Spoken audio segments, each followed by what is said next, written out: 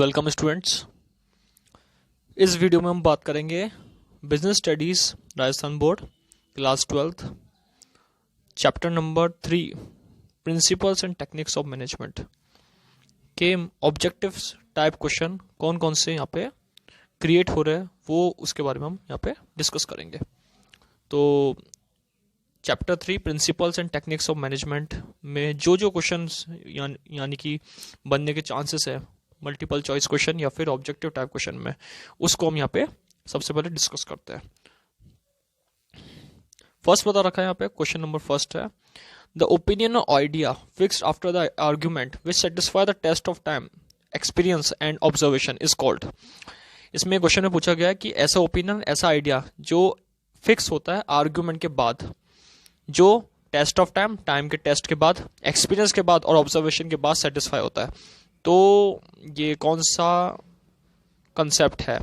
क्या हम इसको प्रिंसिपल्स कह सकते हैं, क्या हम इसे थ्योरी कह सकते हैं, क्या हम इसे मैनेजमेंट कह सकते हैं, या फिर डी नन ऑफ दिस। तो यहाँ पे थ्योरी बी पॉइंट पे हम सेलेक्ट करेंगे, क्योंकि थ्योरी एक ऐसा कंसेप्ट है, थ्योरी एक ऐसी चीज है जो आइडिया, एक आइडिया से बनती है, एक आर्गुमेंट के बाद बनता है, और वो टेस्ट ऑफ टाइम और एक्सपीरियंस को सेटिस्फाई करके ही जजमेंट के ऊपर बेसिस पे बनता है। तो ऑब्जर्वेशन के बाद बनता है, इसलिए हम इसको क्या कह सकते हैं? थ्योरी कह सकते हैं। तो फर्स्ट जो क्वेश्चन हो जाएगा, द ओपिनियन और idea fix after the argument which satisfy the test of time experience and observation is called theory. तो फर्स्ट क्वेश्चन यहाँ पे बी ऑप्शन थ्योरी पे क्लिक कर देंगे। सेकेंड क्वेश्चन यहाँ पे आता है They are effective rules and or elements in the form of a guide in our activities, practice and decision making. Second question ये पूछ रहा है कि ये इफेक्टिव रूल्स होते हैं, ये एलिमेंट्स होते हैं जो हमें गाइड करते हैं हमारी एक्टिविटी को, हमारी प्रैक्टिस को और हमारी डिसीजन मेकिंग को। तो ये क्या है? A principles, B human behaviour, C theory and D management. Principles पे हम क्लिक करेंगे, क्यों? क्योंकि प्रिंसिपल्स ही इफेक्टिव रूल्स और एलिमेंट्स होते हैं जो हमें गाइड करते हैं हमारी एक्टिविटी डन करने के लिए, हमें प्रैक्टिस करने के लिए, और हमें डिसीजन मेकिंग किस तरीके से लेना चाहिए एज अ मैनेजर हमें हेल्प करता है। तो यहाँ पे बी ऑप्शन जो है, जो हमारा ऑप्शन है, ए ऑप्शन जो है प्रिंसिपल्स पे हम क्लिक करके इस आंसर को सही करेंगे। नेक्स्ट क्वेश्चन है what is the another name of modern management. Modern management का अनदर नेम क्या है? Important question, what is the another name of modern management. Modern management का अनदर नेम क्या है? ए option scientific management, b option general management, C option production management, d option financial management. A scientific management को ही modern management कहा जाता है, क्योंकि इसमें साइंटिफिकली बहुत सारे मेथड यूज करे जाते हैं और बहुत सारे फंक्शंस यूज करे जाते हैं मैनेजमेंट के, प्लानिंग, ऑर्गेनाइजिंग, कंट्रोलिंग एक्सेट्रा। तो इनको इसलिए हम मॉडर्न मैनेजमेंट को साइंटिफिक मैनेजमेंट कहते हैं। इसके बाद बता रखा है जो नेक्स्ट क्वेश्चन है वो है fourth, the concept of scientific management originated from. Scientific management का जो कंसेप्ट है वो आया कहां से है? ए option modern management, b option general management, C option principles of management, d option administration management model. तो यहाँ पे डी ऑप्शन पे हम क्लिक करेंगे, एडमिनिस्ट्रेशन मैनेजमेंट मॉडल से साइंटिफिक मैनेजमेंट ओरिजिनेटेड यहाँ पे हुआ है। इसके बाद बताया गया next question, Who is the father of scientific management? Who is the father of scientific management? Scientific management के जनक कौन है, फादर कौन है जिन्होंने साइंटिफिक मैनेजमेंट को प्रोवाइड कराया? A Henri Fayol, B Peter F Drucker, C Max Weber, D F W Taylor. यहाँ पे डी ऑप्शन पे क्लिक करेंगे, इन्होंने साइंटिफिक मैनेजमेंट को बनाया है और इनके ये ही फादर कहलाते हैं साइंटिफिक मैनेजमेंट के। फ्रेडरिक विंसलो टेलर इनका पूरा नाम है, F W Taylor. Next question यहाँ पे है the concept of scientific management developed by. Scientific management का कंसेप्ट किसने डेवलप करा? यहाँ पे बात करी गई है कि who is the concept of scientific management developed by. तो A option Peter Drucker, B option F W Taylor, C option Henry Fayol and D option George R Terry. तो यहाँ पे हम हेनरी फ्यूल, सी ऑप्शन पे click करेंगे, क्योंकि scientific management के father है फ्रेडरिक विंसलो टेलर, लेकिन साइंटिफिक मैनेजमेंट को डेवलप करने वाले हैं कौन है? Henri Fayol. इसके बाद बात करी गई है नेक्स्ट जो है seventh question, Henri Fayol propounded dash principles of management. कितने प्रिंसिपल बनाए हेनरी फ्यूल ने? 12, 10, 14 एंड 16। तो C option 14 principles Henri fuel के यहाँ पे आते हैं। 14 प्रिंसिपल्स हेनरी फ्यूल ने बताया, जो जनरल प्रिंसिपल्स ऑफ मैनेजमेंट भी या फिर मॉडर्न प्रिंसिपल्स ऑफ मैनेजमेंट भी कहलाए जाते हैं। It states that the total work be subdivided into small compact job and each job should be given to that worker who specialize in that job oblique task.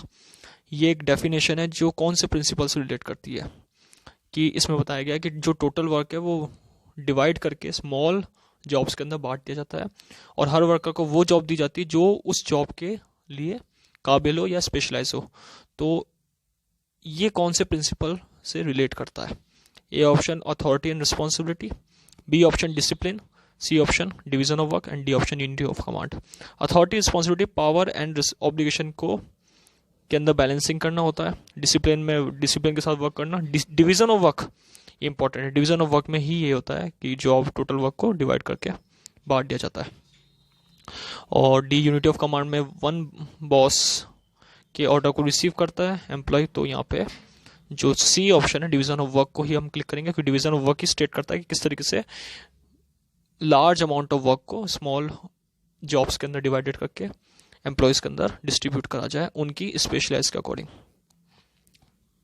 Next है it refers to the power to take decision. इसका मतलब क्या है? Power लेना, power होना decision लेने के लिए. तो यहाँ पे बताया गया कि it refers to the power to take decision. Power to take decision, decision लेने की पावर क्या होती है?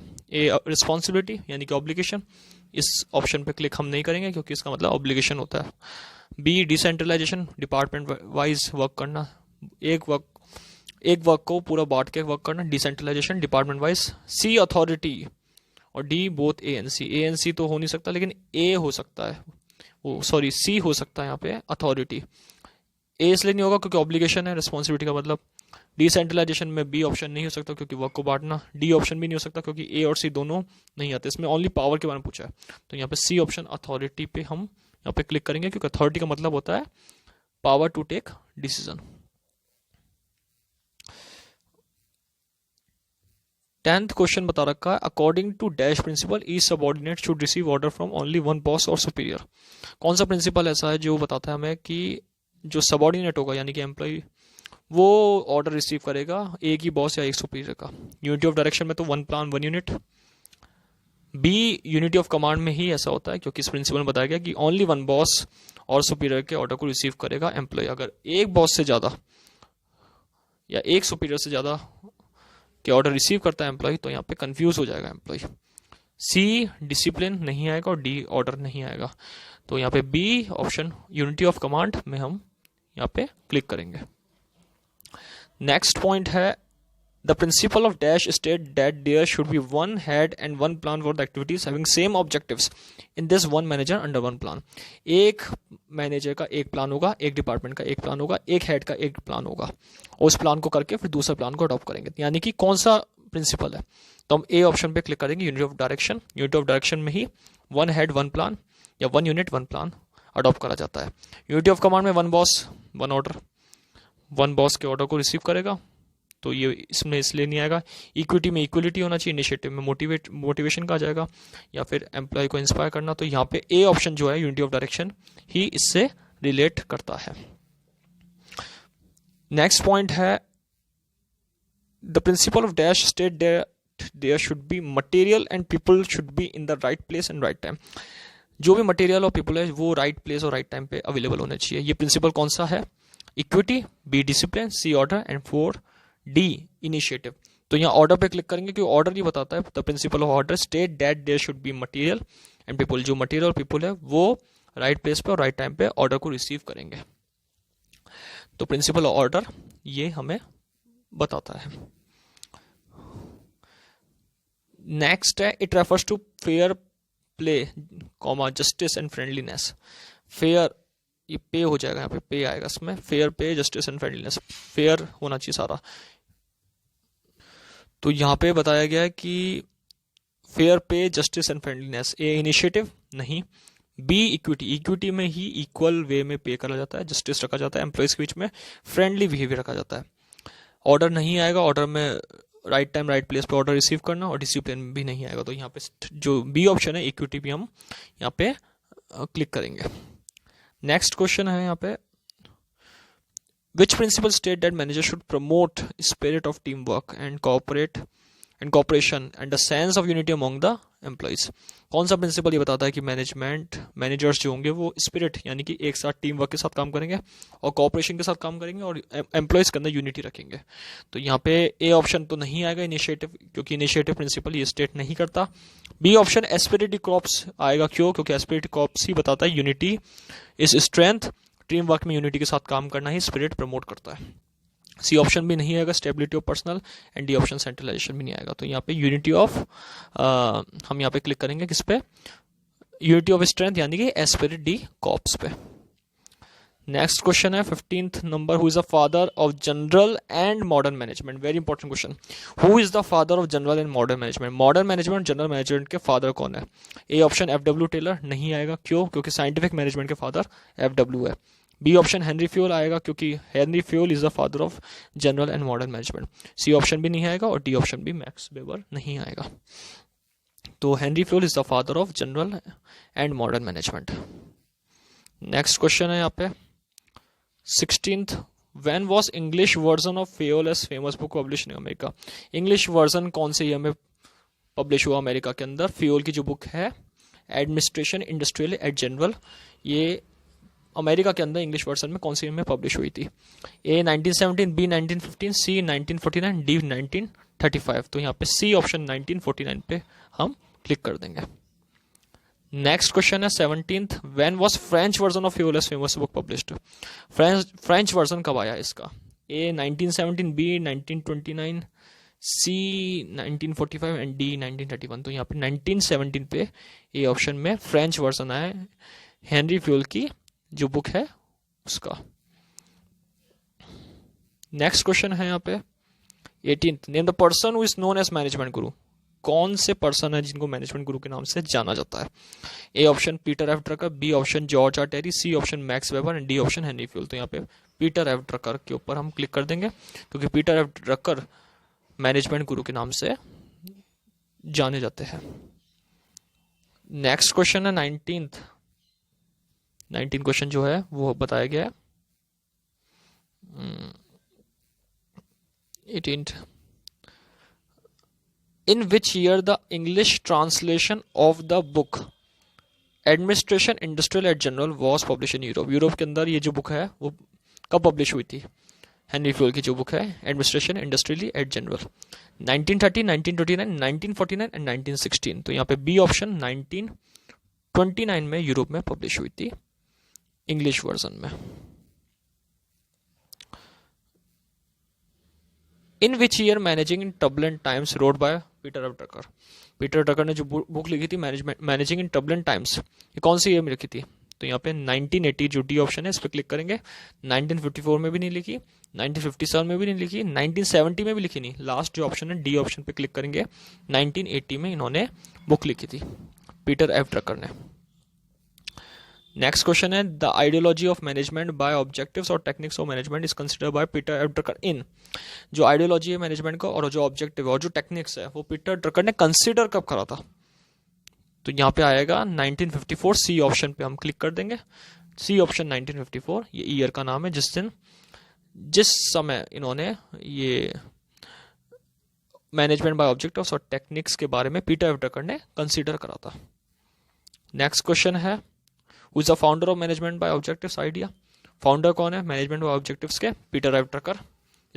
इसमें यहाँ पे आ जाएंगे, क्योंकि बाकी तो ऑप्शन नहीं आएंगे, क्योंकि पीटर ड्रकर ही मैनेजमेंट ऑब्जेक्टिव को इंट्रोड्यूस करने वाले पर्सन थे। नेक्स्ट क्वेश्चन है who is the leader of management by exception? Leader कौन है management by exception? Peter F Drucker ने मैनेजमेंट बाय ऑब्जेक्टिव बताया था।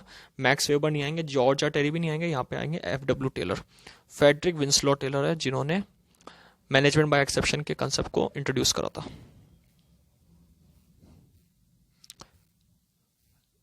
In which year managing by objective presented by? Present कब करा था? कंसिडर करा था 1954 में। प्रेजेंट कब करा था पीटर एफ ड्रकर ने? 1956 के अंदर। तो यहाँ ऑप्शन 1956 है, उस पर हम क्लिक करेंगे। नेक्स्ट क्वेश्चन है who present the management by objective with the name of management bye result? Management by objective जो है वो मैनेजमेंट बाय रिजल्ट के नाम से किसने प्रेजेंट करा था? तो यहाँ पे सी ऑप्शन प्रोफेसर सलेह पे क्लिक करेंगे। जिन्होंने मैनेजमेंट बाय ऑब्जेक्टिव को लेटर प्रेजेंट करा था मैनेजमेंट बाय रिजल्ट के नाम से। तो यहाँ पे मेन जो क्वेश्चन है वो मैंने बता दिया इसमें कि थर्ड चैप्टर में से कौन कौन से क्वेश्चन बनने के चांसेस यहाँ पे है आरबीएससी बोर्ड के अंदर।